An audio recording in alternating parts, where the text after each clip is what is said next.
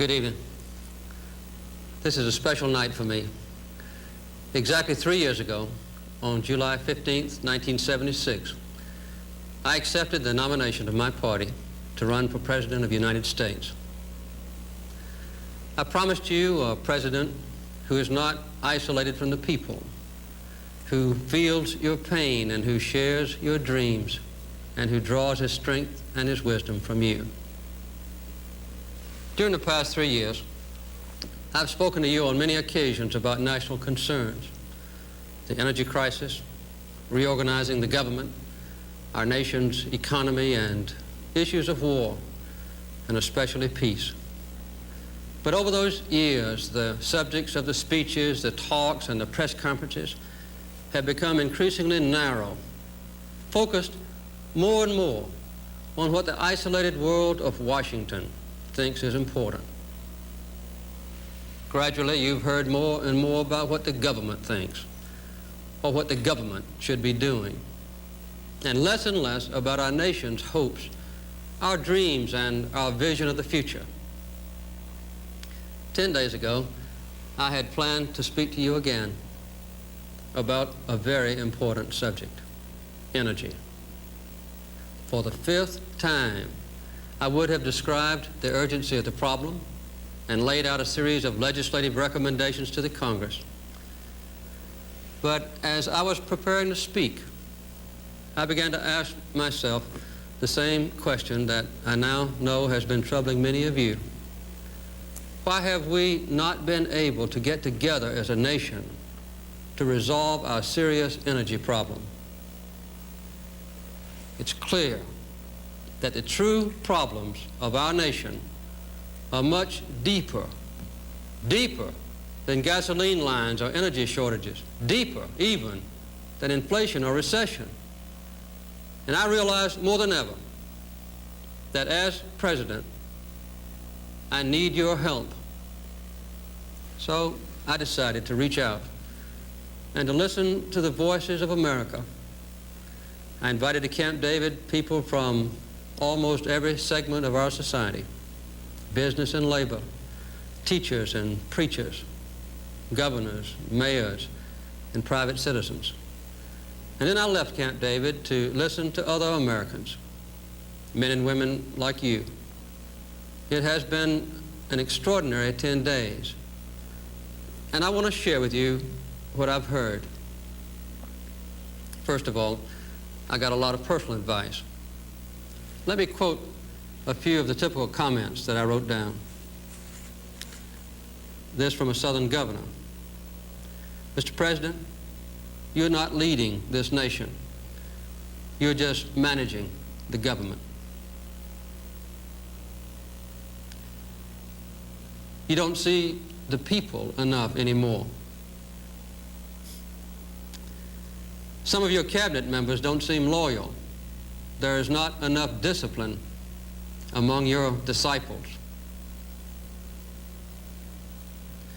Don't talk to us about politics or the mechanics of government, but about an understanding of our common good. Mr. President, we are in trouble. Talk to us about blood and sweat and tears. If you lead, Mr. President, we will follow. Many people talked about themselves and about the condition of our nation. This from a young woman in Pennsylvania: I feel so far from government. I feel like ordinary people are excluded from political power. And this from a young Chicano: some of us have suffered from recession all our lives.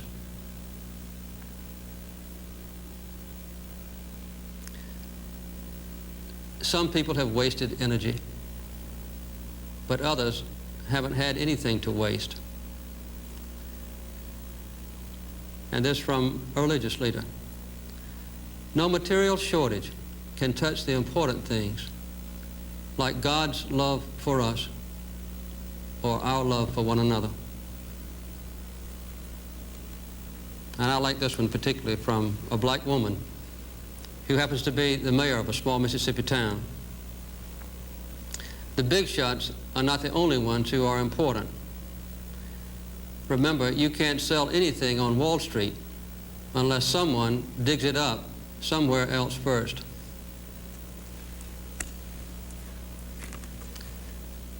This kind of summarized a lot of other statements.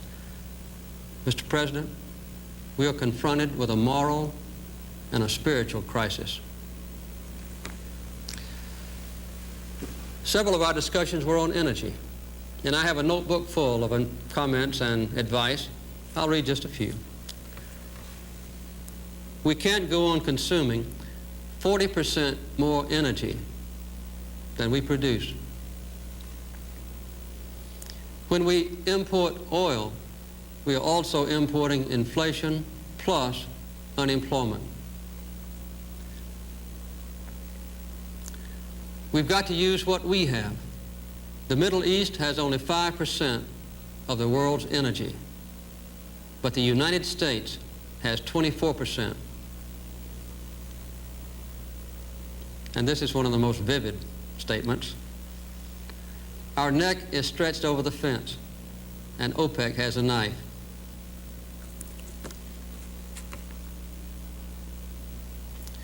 There will be other cartels and other shortages. American wisdom and courage right now can set a path to follow in the future. This was a good one. Be bold, Mr. President. We may make mistakes, but we are ready to experiment. And this one from a labor leader got to the heart of it. The real issue is freedom. We must deal with the energy problem on a war footing. And the last that I'll read. When we enter the moral equivalent of war, Mr. President, don't issue us BB guns.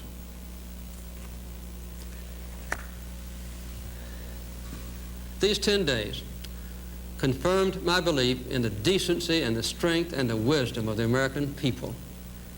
But it also bore out some of my long-standing concerns about our nation's underlying problems. I know, of course, being president, that government actions and legislation can be very important. That's why I've worked hard to put my campaign promises into law. And I have to admit, with just mixed success. But after listening to the American people, I have been reminded again that all the legislation in the world can't fix what's wrong with America. So I want to speak to you first tonight about a subject even more serious than energy or inflation. I want to talk to you right now about a fundamental threat to American democracy. I do not mean our political and civil liberties. They will endure. And I do not refer to the outward strength of America, a nation that is at peace tonight everywhere in the world, with unmatched economic power and military might. The threat is nearly invisible in ordinary ways. It is a crisis of confidence. It is a crisis that strikes at the very heart and soul and spirit of our national will. We can see this crisis in the growing doubt about the meaning of our own lives and in the loss of a unity of purpose for our nation. The erosion of our confidence in the future is threatening to destroy the social and the political fabric of America. The confidence that we have always had as a people is not simply some romantic dream or a proverb in a dusty book that we read just on the 4th of July. It is the idea which founded our nation and has guided our development as a people. Confidence in the future has supported everything else. Public institutions and private enterprise, our own families, and the very Constitution of the United States. Confidence has defined our course and has served as a link between generations. We've always believed in something called progress. We've always had a faith that the days of our children would be better than our own. Our people are losing that faith, not only in government itself, but in the ability as citizens to serve as the ultimate rulers and shapers of our democracy. As a people, we know our past, and we are proud of it. Our progress has been part of a living history of America, even the world. We always believed that we were part of a great movement of humanity itself called democracy, involved in the search for freedom. And that belief has always strengthened us in our purpose. But just as we are losing our confidence in the future, we are also beginning to close the door on our past. In a nation that was proud of hard work, strong families, close-knit communities, and our faith in God, too many of us now tend to worship self-indulgence and consumption. Human identity is no longer defined by what one does, but by what one owns. But we've discovered that owning things and consuming things does not satisfy our longing for meaning. We've learned that piling up material goods cannot fill the emptiness of lives which have no confidence or purpose. The symptoms of this crisis of the American spirit are all around us. For the first time in the history of our country, a majority of our people believe that the next 5 years will be worse than the past 5 years. 2/3 of our people do not even vote. The productivity of American workers is actually dropping. And the willingness of Americans to save for the future has fallen below that of all other people in the Western world. As you know, there is a growing disrespect for government and for churches and for schools, the news media, and other institutions. This is not a message of happiness or reassurance, but it is the truth, and it is a warning. These changes did not happen overnight. They've come upon us gradually over the last generation. Years that were filled with shocks and tragedy. We were sure that ours was a nation of the ballot, not the bullet, until the murders of John Kennedy and Robert Kennedy and Martin Luther King Jr. We were taught that our armies were always invincible and our causes were always just, only to suffer the agony of Vietnam.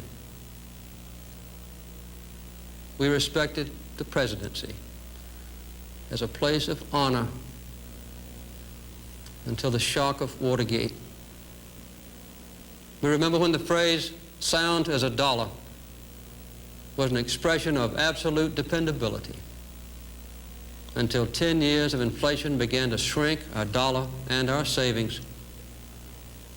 We believed that our nation's resources were limitless until 1973, when we had to face a growing dependence on foreign oil. These wounds are still very deep. They have never been healed. Looking for a way out of this crisis, our people have turned to the federal government and found it isolated from the mainstream of our nation's life. Washington, D.C. has become an island. The gap between our citizens and our government has never been so wide. The people are looking for honest answers, not easy answers. Clear leadership, not false claims and evasiveness and politics as usual. What you see too often in Washington and elsewhere around the country is a system of government that seems incapable of action. You see a Congress twisted and pulled in every direction by hundreds of well-financed and powerful special interests. You see every extreme position defended to the last vote, almost to the last breath, by one unyielding group or another. You often see a balanced and a fair approach that demands sacrifice, a little sacrifice from everyone, abandoned like an orphan, without support and without friends. Often you see paralysis and stagnation and drift. You don't like it, and neither do I. What can we do? First of all, we must face the truth, and then we can change our course. We simply must have faith in each other, faith in our ability to govern ourselves, and faith in the future of this nation. Restoring that faith and that confidence to America is now the most important task we face. It is a true challenge of this generation of Americans. One of the visitors to Camp David last week put it this way: we've got to stop crying and start sweating. Stop talking and start walking. Stop cursing and start praying. The strength we need will not come from the White House, but from every house in America.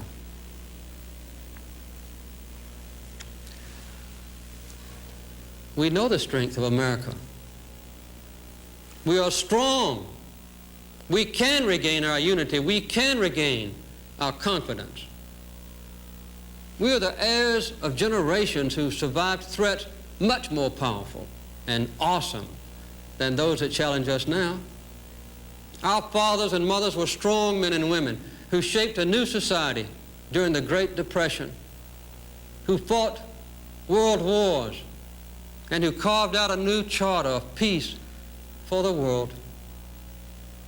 We ourselves are the same Americans who just 10 years ago put a man on the moon. We are the generation that dedicated our society to the pursuit of human rights and equality. And we are the generation that will win the war on the energy problem, and in that process rebuild the unity and confidence of America. We are at a turning point in our history. There are two paths to choose. One is a path I've warned about tonight, the path that leads to fragmentation and self-interest. Down that road lies a mistaken idea of freedom, the right to grasp for ourselves some advantage over others. That path would be one of constant conflict between narrow interest, ending in chaos and immobility. It is a certain route to failure. All the traditions of our past, all the lessons of our heritage, all the promises of our future point to another path, the path of common purpose and the restoration of American values. That path leads to true freedom for our nation and ourselves. We can take the first steps down that path as we begin to solve our energy problem.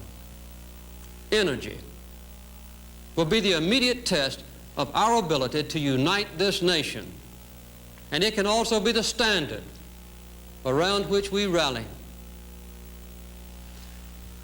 On the battlefield of energy, we can win for our nation a new confidence, and we can seize control again of our common destiny. In little more than 2 decades, we've gone from a position of energy independence to one in which almost half the oil we use comes from foreign countries at prices that are going through the roof. Our excessive dependence on OPEC has already taken a tremendous toll on our economy and our people. This is the direct cause of the long lines which have made millions of you spend aggravating hours waiting for gasoline. It's a cause of the increased inflation and unemployment that we now face. This intolerable dependence on foreign oil threatens our economic independence and the very security of our nation. The energy crisis is real. It is worldwide. It is a clear and present danger to our nation. These are facts, and we simply must face them. What I have to say to you now about energy is simple and vitally important. Point 1, I am tonight setting a clear goal for the energy policy of the United States. Beginning this moment, this nation will never use more foreign oil than we did in 1977. Never. From now on, every new addition to our demand for energy will be met from our own production and our own conservation. The generation-long growth in our dependence on foreign oil will be stopped dead in its tracks right now, and then reversed as we move through the 1980s. For I am tonight setting the further goal of cutting our dependence on foreign oil by 1/2 by the end of the next decade, a saving of over 4.5 million barrels of imported oil per day. Point 2, to ensure that we meet these targets, I will use my presidential authority to set import quotas.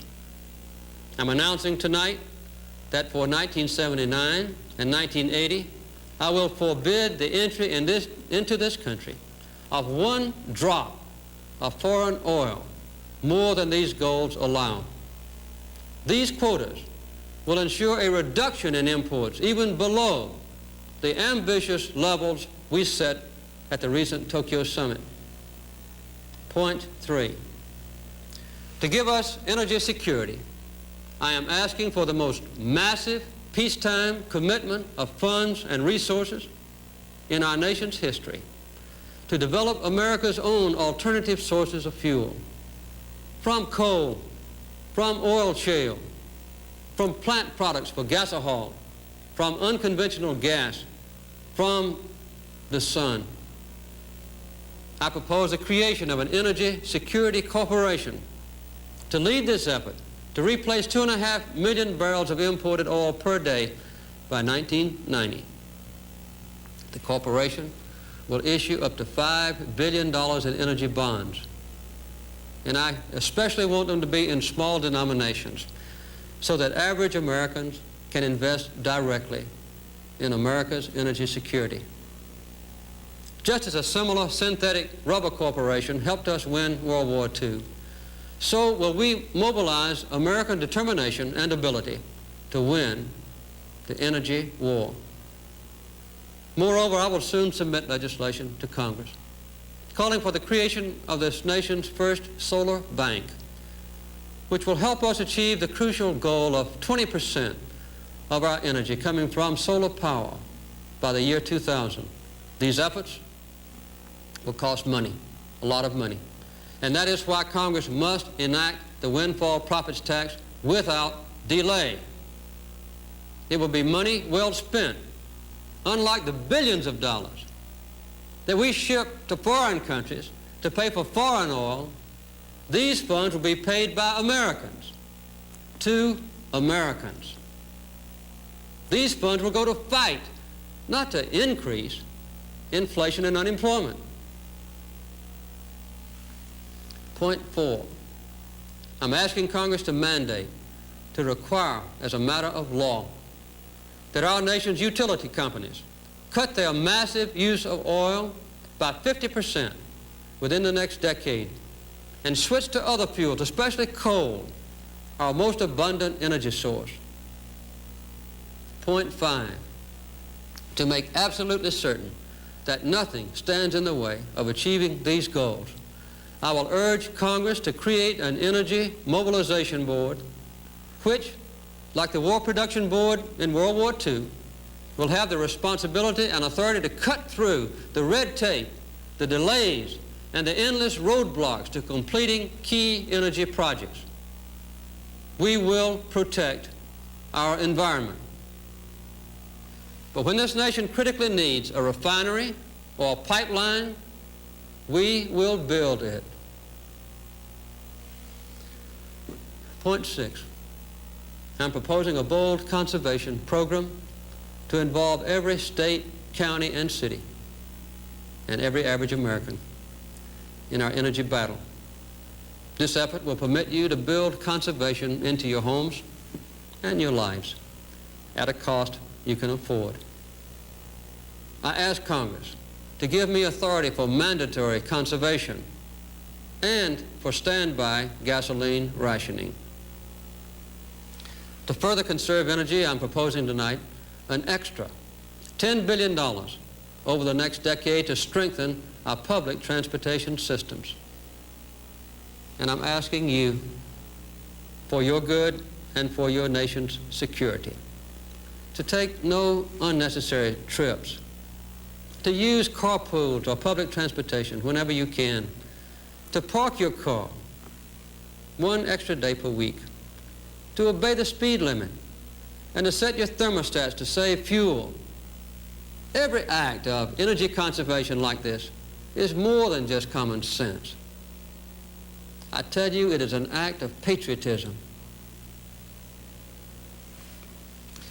Our nation must be fair to the poorest among us. So we will increase aid to needy Americans to cope with rising energy prices. We often think of conservation only in terms of sacrifice. In fact, it is a most painless and immediate way of rebuilding our nation's strength.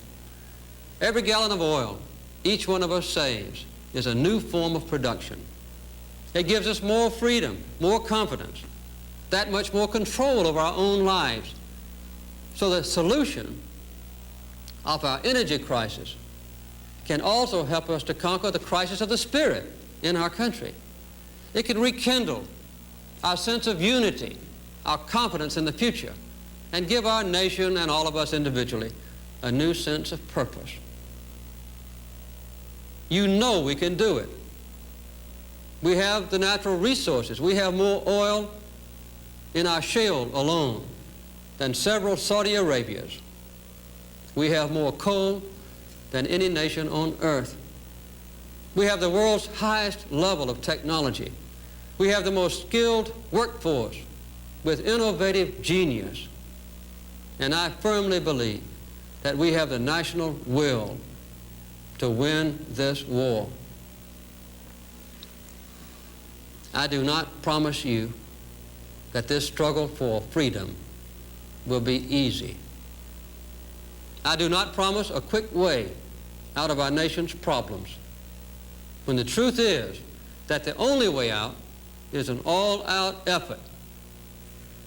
What I do promise you is that I will lead our fight, and I will enforce fairness in our struggle, and I will ensure honesty. And above all, I will act. We can manage the short-term shortages more effectively, and we will. But there are no short-term solutions to our long-range problems. There is simply no way to avoid sacrifice. 12 hours from now, I will speak again in Kansas City to expand and to explain further our energy program. Just as the search for solutions to our energy shortages has now led us to a new awareness of our nation's deeper problems. So our willingness to work for those solutions in energy can strengthen us to attack those deeper problems. I will continue to travel this country to hear the people of America. You can help me to develop a national agenda for the 1980s. I will listen, and I will act. We will act together. These were the promises I made 3 years ago, and I intend to keep them. Little by little, we can and we must rebuild our confidence. We can spend until we empty our treasuries, and we may summon all the wonders of science, but we can succeed only if we tap our greatest resources: America's people, America's values, and America's confidence. I have seen the strength of America in the inexhaustible resources of our people. In the days to come, let us renew that strength in the struggle for an energy-secure nation. In closing, let me say this. I will do my best, but I will not do it alone. Let your voice be heard. Whenever you have a chance, say something good about our country. With God's help and for the sake of our nation, it is time for us to join hands in America. Let us commit ourselves together to a rebirth of the American spirit, working together with our common faith. We cannot fail. Thank you and good night.